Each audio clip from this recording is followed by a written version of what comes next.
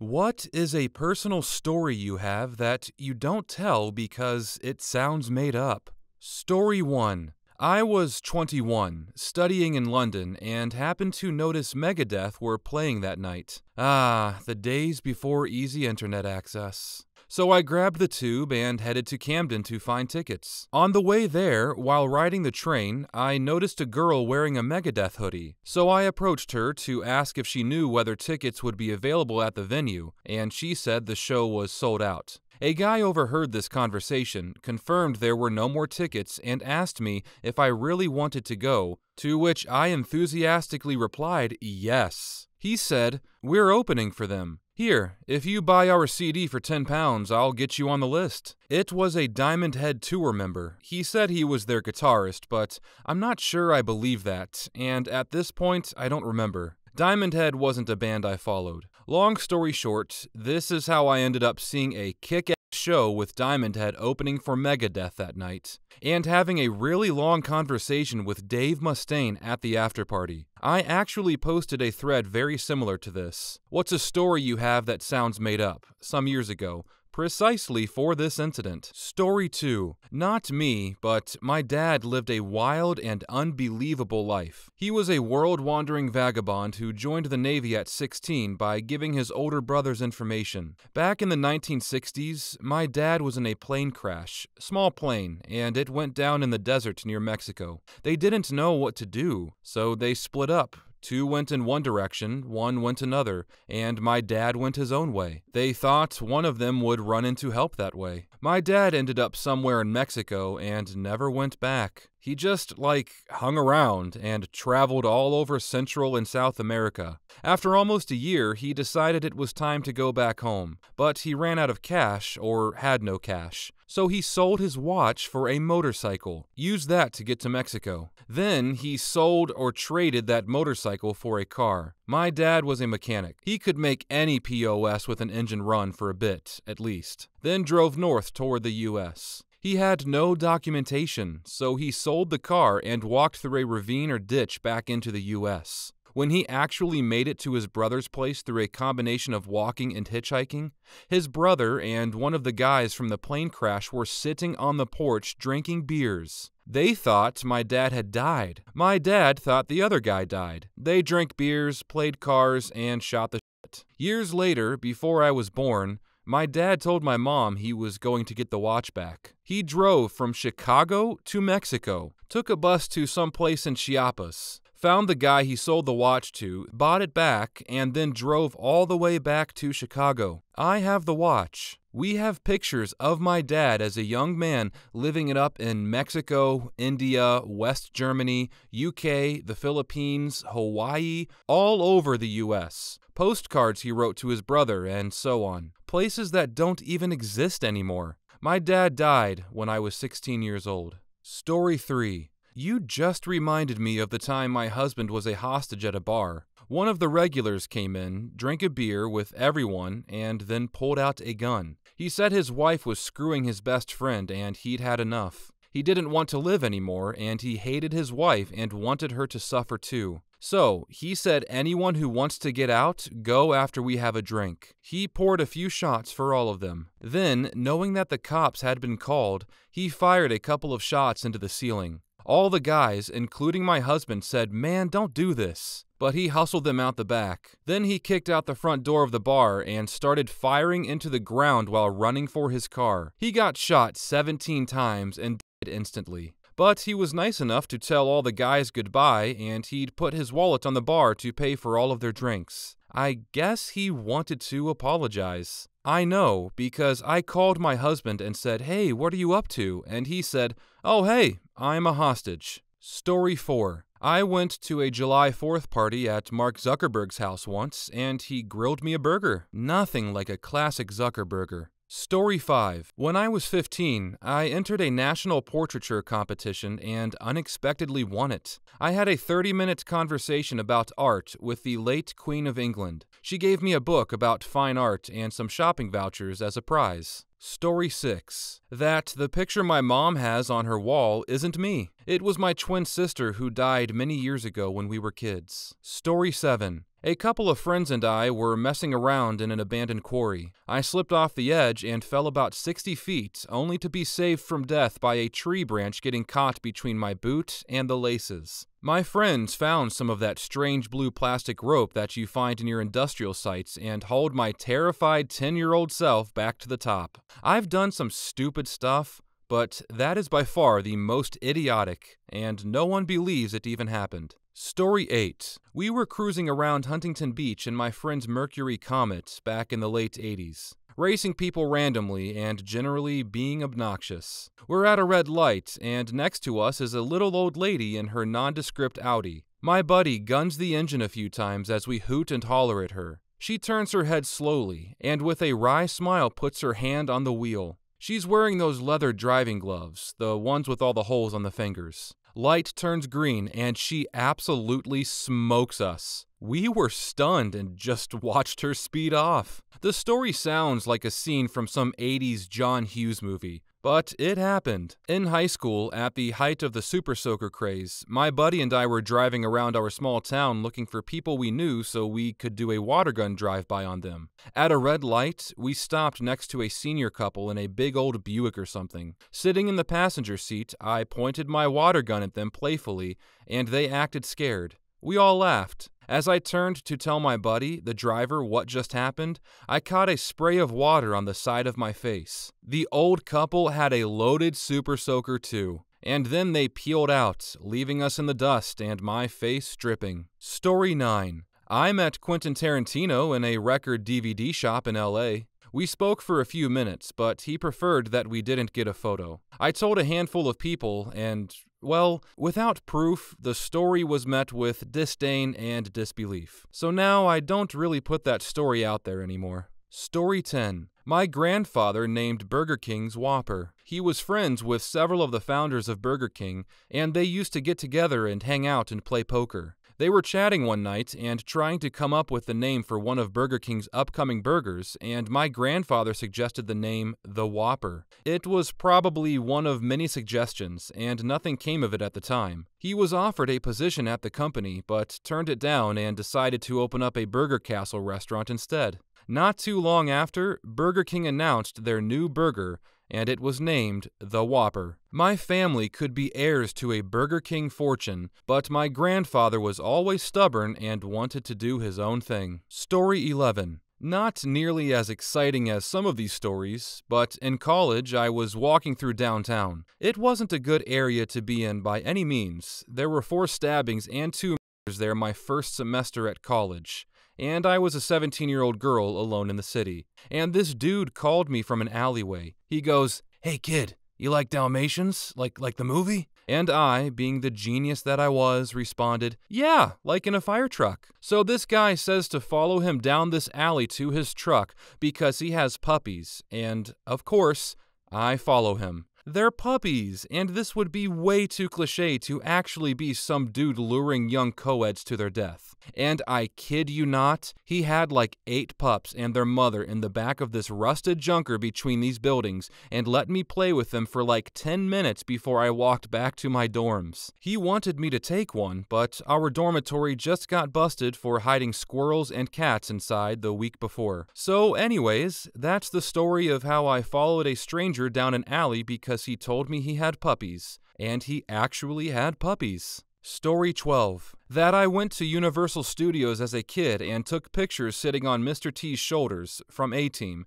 and also with Michael and Kit from The Knight Rider. And we lost that roll of film before we could develop it. It's probably the only roll of film we've ever lost. Story 13. Last summer, while swimming at a busy beach, I got caught in a rip current and had to be rescued by a lifeguard. Before I was rescued, a crowd gathered. When I finally got pulled out, exhausted, disheveled, covered in seaweed, dizzy, disoriented, spilling out of my bathing suit, etc., everyone started to clap.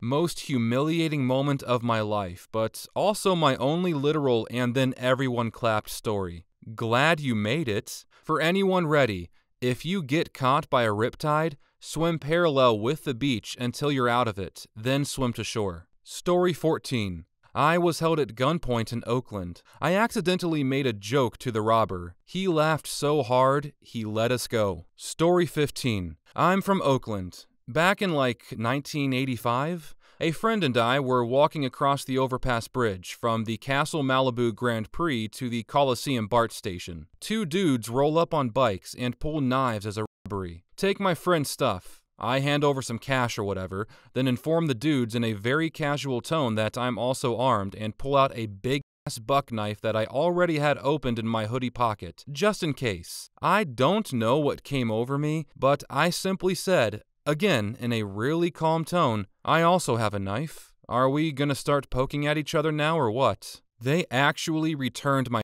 shit, kept my friends, and for some reason we stood there talking for like a half hour. Then they rode ahead to tell their other buddies on the other side of the bridge to just leave us alone. It was all so surreal. Story 16. I got very sick when I was in middle school. Like, seriously sick. I wasn't even able to walk. I used to crawl to the bathroom. Standing up straight used to make everything look inverted. I was also getting weird rashes on my body. I also had very severe headaches, non-stop for months. We went to many doctors, but nothing worked. Painkillers did nothing. Doctors couldn't diagnose the disease. Then one day, I woke up and it was gone. Months of pain gone in an instant. Story 17. Next door to my childhood home was this vacation cottage, owned by an older English couple, Mr. and Mrs. Edgar. They were fascinating people, very upper crust, posh accents, etc., but lovely, and I spent as much time as possible with them. At one point, Mr. Edgar had dealings with Walt Disney,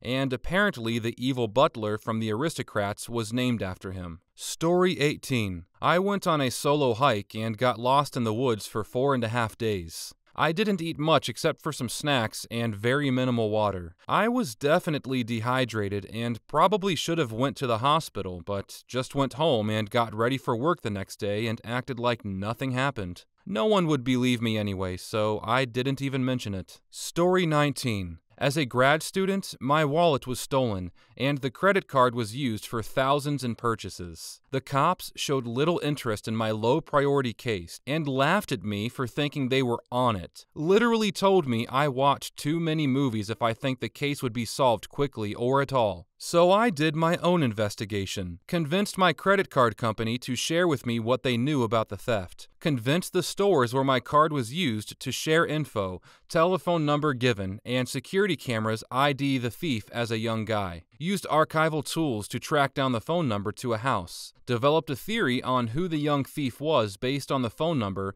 and what was purchased, found a photo of that guy from his high school yearbook, made a poster board with yearbook photos, maybe 50 of them, with the crook randomly buried in there, and went around to the stores where he used my card and asked the employees if anyone in the group looked like the thief. And they all ID'd the guy, every store, which kind of freaked me out realizing I had actually figured out the case. So I proudly took all that to the police. The thief was a local college student from a well-to-do local family, who were big supporters of the police. And a friend said there is no way the cops are going to do anything to that kid. Within hours of me telling the police about my sleuth work, I was called into the station, put in a room with typewriter, this was the 90s, and told to write out my entire process of my investigation, and told by an office to stop looking into it, to let the police do their job. They were not happy with my efforts, and I never heard from the cops about it again. Story 20.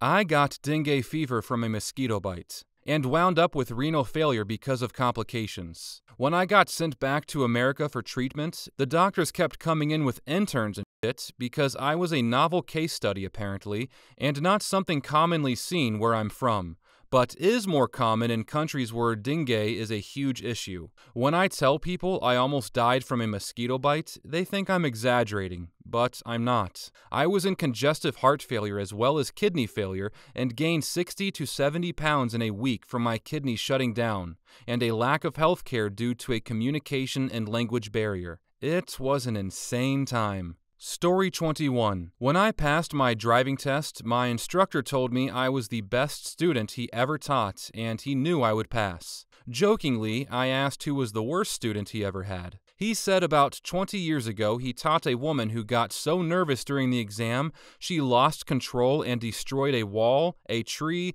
and a direction pole and was banned from taking the test again. That night we had a house party to celebrate me passing, and my mom told me that woman is my aunt. Story 22. I had classes with Joe Keery, Steve from Stranger Things, in college. I've stopped mentioning it. Started telling it because my job required participation in icebreakers, because people assume I'm friends or still know him. No, we had 2 classes together. He was just some dude at the time. Story 23. I once found myself in a situation where I was some kind of reverse gigolo, and a woman paid me $50 after I wouldn't have sex with her. I was driving for Lyft and picked up a woman at a bar, drove her to her house, and before she got out of the car, she asked me if I wanted to have sex with her. I told her I appreciated the offer, but I was in a serious relationship and didn't want to cheat on my girlfriend. She looked a little disappointed, but then she stuck her hand down the front of her pants,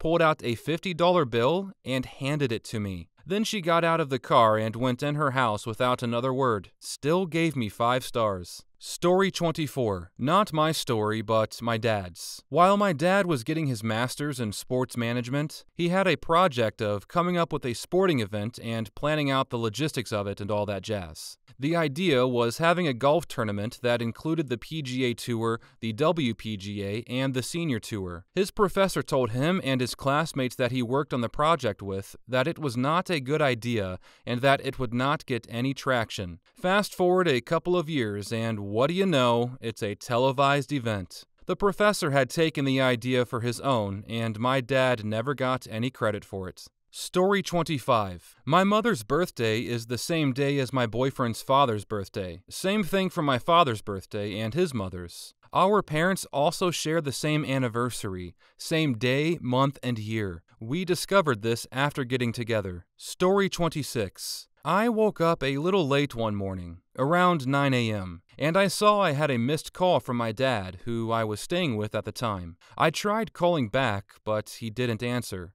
I was going to go back to sleep, but I kept getting this horrible feeling in the pit of my stomach. I just knew something bad happened. I went to go look for him and found him on the floor of the kitchen. He had a heart attack. He is alive still. Couple of stents put in, and he's all good. Story 27. I worked at a hotel hosting a fish night. A gorgeous woman asked if I'd bang her while her husband watched. I was working security at the hotel for their fish event. I was 23 and just got dumped by my girlfriend. The woman was stunning and in her 30s. She was well dressed and really seemed to like me. I was enjoying the flirting and back and forth with her all night. Finally, she made her last offer. Come up to their room, and if it's too weird, just leave. She guaranteed that she would be the best thing that I have ever experienced. I took her offer. We went upstairs. Her hubby was waiting. He looked just like a very prominent politician. Sounded like one, but gave another name. We went to the bedroom and started fooling around. Eventually, he came in the room, sat down, and just watched us all night. She contacted me again a couple weeks later by text. Wanted to hook up again in the same way. Before I agreed, she said he wanted physical contact with me. I wasn't into that. I ran into the woman a year later, spoke to her briefly. She wanted to get together. I asked her about her husband, and she said she wasn't married. It turned out she's an escort, and her regular client had fantasies and didn't give his real name. I'm fairly certain it was the prominent politician. On a side note, she really was the best partner I have ever had. Ridiculously hot and talented. I totally get why someone would pay her for her services.